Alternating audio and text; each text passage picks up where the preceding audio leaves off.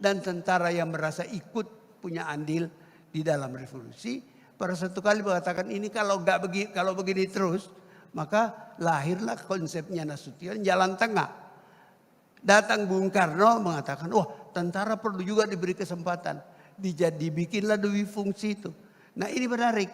Kalau saya memberi kuliah di Sesko TNI, pertanyaan saya kepada kolonel-kolonel itu, siapa yang bikin dui fungsi? Pak Nas, salah. Dui fungsi itu Bung Karno yang bikin. Ada pidatonya Bung Karno. Dan kemudian Golkar itu. Di Golkar itu tentara itu bagian penting. Jadi yang membuat dui fungsi itu sebenarnya Bung Karno, bukan Nasution. Nah artinya apa? Tentara sendiri gak tahu betul sejarahnya gitu. Ini khusus kepada teman-teman wartawan muda. Begini, koleksi buku saya itu berhubungan erat dengan kewartawanan saya. Itu tadi belum saya jelaskan. Sebab setiap saya mendapat tugas kewartawanan, saya belajar. Misalnya, ketika saya mulai menjadi kepala des film majalah Tempo, saya nggak punya pengalaman film. Pengalaman saya teater. Saya dulu mahasiswa Akademi Teater Nasional Indonesia. Jadi adalah pengetahuan saya mengenai teater. Karena juga saya mau jadi aktor ceritanya. Nggak jadi juga. Oke. Lalu kemudian setelah menjelang Gestapo, saya direkrut bekerja di Angkatan Bersenjata. Kenapa? Itu juga ada ceritanya. Karena semua koran yang kritis kepada pemerintah, apalagi kritis kepada PKI, itu dibubarkan, dibredel. Dan orang-orang yang pernah kerja di koran-koran itu tidak bisa dipekerjakan. Karena PWI dikuasai oleh kekuatan kiri. Jadi dicarilah anak-anak muda. Saya salah satu orang direkrut, masuklah saya di Angkatan Bersenjata. Berapa bulan sebelum Gestapo. Kemudian selama Gestapo saya berhubungan banyak dengan tentara dan seterusnya. Sampai satu kali timbul pertanyaan, kenapa sih tentara kok berkuasa? Itu yang saya jawab kemudian melalui studi saya. Yang bagian awal studi itu menjadi disertasi doktor saya. Jadi selalu berhubungan dengan realitas. Saya menulis tentang film. Skripsi saya yang pertama itu menjawab pertanyaan, kenapa sih film Indonesia jelek-jelek? Coba baca buku itu, Anda akan lihat. Dan saya mengatakan salahnya kita orang terpelajar menjadikan Usmar Ismail standar film Indonesia. Dia bukan standar film Indonesia. Dia adalah wakil kita yang bikin film. Begitu. Sama dengan pertanyaan kritik. Nah ini saya meloncat sedikit. Ada buku yang ditulis oleh Herb Faith. Semua yang belajar ilmu politik baca buku itu. Namanya The Decline of Constitutional Democracy. Tebal bukunya.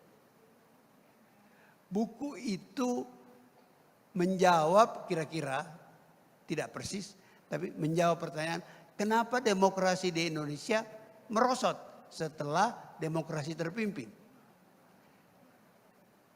Buku itu, disertasi itu terbitan Cornell, direview oleh sejarawan yang namanya, siapa tar namanya tar?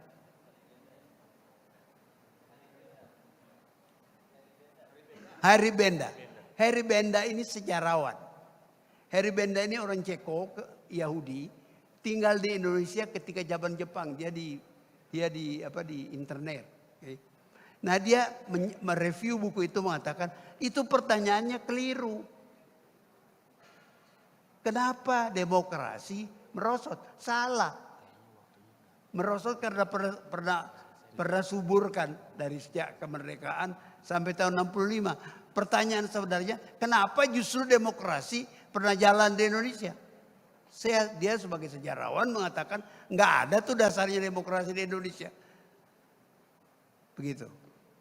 Nah, jadi dua intelektual besar ini, ahli Indonesianis ini melihat sejarah Indonesia dengan cara berbeda. Nah, itu mengilhami saya di dalam melihat persoalan-persoalan. Jadi, kenapa sih orang marah film Indonesia jelek?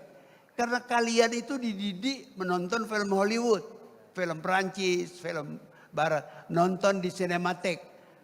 Begitu you nonton film Indonesia di bioskop-bioskop pinggiran, you marah-marah, jelek. Ya memang nggak ada tradisi film Indonesia baik. Film Indonesia itu film buatan pedagang. Mula-mula dibikin oleh saudara-saudara kita, keturunan Tionghoa, yang mula-mula mengimpor film-film dari Shanghai, ya Hong Kong belum ada waktu itu, Shanghai, ya. Film itu mula-mula film bisu, ya. Jadi semua orang bisa nonton. Lalu kemudian mulai suara berbahasa Cina.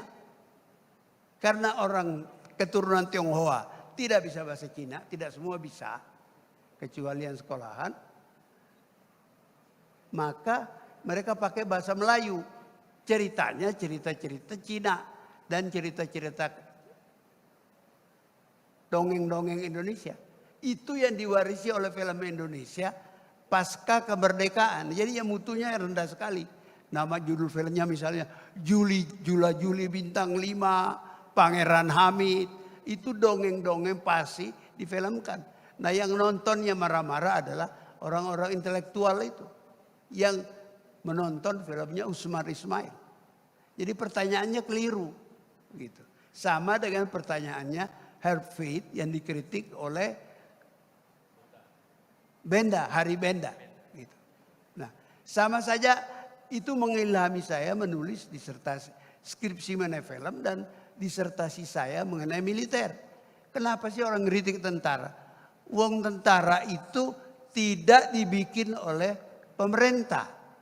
Pemerintah itu, tentara itu membuat dirinya sendiri, berkembang, dan sipil itu kerjanya ribut. Kabinetnya nggak pernah benar, dan tentara yang merasa ikut punya andil di dalam revolusi, pada satu kali mengatakan ini kalau begini terus, maka lahirlah konsepnya Nasution jalan tengah. Datang Bung Karno mengatakan, wah tentara perlu juga diberi kesempatan, dibikinlah dui fungsi itu. Nah ini menarik. Kalau saya memberi kuliah di Sesko TNI, pertanyaan saya kepada kolonel-kolonel itu, siapa yang bikin dui fungsi? Pak Nas, salah. Dui fungsi itu Bung Karno yang bikin. Ada pidatonya Bung Karno. Dan kemudian Golkar itu. Di Golkar itu tentara itu bagian penting. Jadi yang membuat dui fungsi itu sebenarnya Bung Karno, bukan Nasution. Itu yang orang tidak tahu. Karena terfikirnya Nasution terus. Nasution bikin jalan tengah. Itu pun yang beri nama bukan Nasution. Tapi siapa ahli hukum tata negara. Lupa saya. Yang ada patungnya di PT IKA. Begitulah cerita. Nah artinya apa? Tentara sendiri gak tahu betul sejarahnya gitu. Seperti kita tidak tahu betul sejarah soal film. Marah-marah melulu kerjanya. Begitulah sejarah Indonesia. Lah, seperti dibilang Pak Mohtar tadi, dan itu terus berkembang sampai sekarang, saya melihat tugas intelektual itu menjelaskan, menjernihkan persoalan. Ini loh persoalannya. Ini persoalannya. Bukan marah-marah. Begitu kira-kira yang mau saya tambahkan kepada apa yang dikatakan Pak Rektor.